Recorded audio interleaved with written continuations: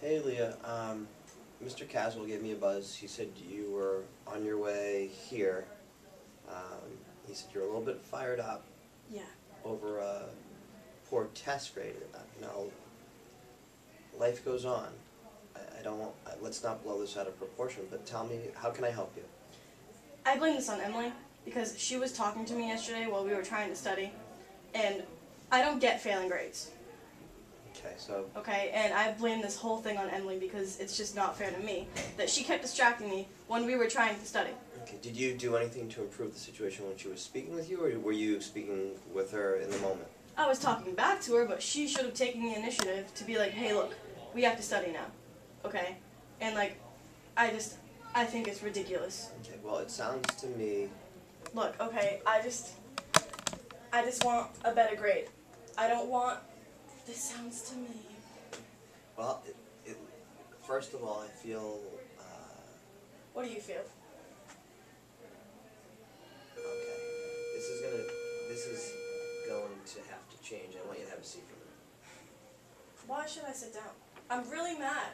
I feel like you're being very reactive, and I feel like you were reactive in the situation that took place in your classroom. There are a couple things that took place. One is you need to be proactive.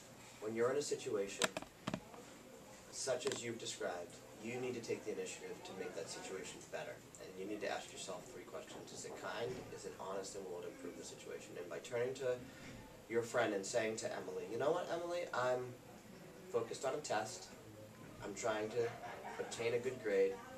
And by outlining what your goal is, it's certainly not mean. So, What are those 3 questions going to accomplish?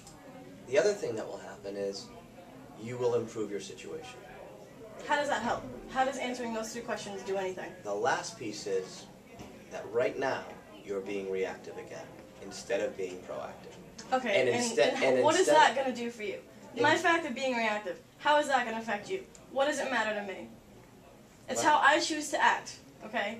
And if you choose to be reactive, there are consequences associated with that. Like what? Well, in the handbook,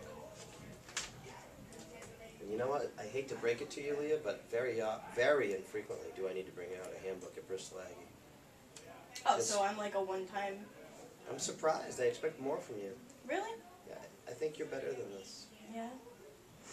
Yeah. I'm also better than a 54.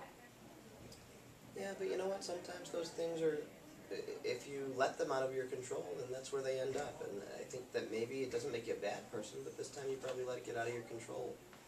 But to stand up and threaten me and move toward me in that manner, you know, in our handbook it says threatening language to members of our school community is a 5-day suspension. And 5 days? 5 days, and that's failure. You know, 5 days results in a failure for the term. And so that's what reactive gets you. And so maybe next time, before you stand up and get in my face, you'll want to rethink your behavior. Now I'm going to give you one of 2 options. We can replay this scenario, and you can be proactive, or you can be okay with the way you behaved. And again, it's your behavior, it's not mine. I'm not judging you, I'm just telling you where I'm coming from. And if you want to be considered reactive and you want to deal with the consequences, I'm okay with that too. If you'd like to learn from your behavior and be proactive, we can give this another try. I find no pleasure in suspending students. My goal is to shape you as a human being. I'm leaving. This is ridiculous.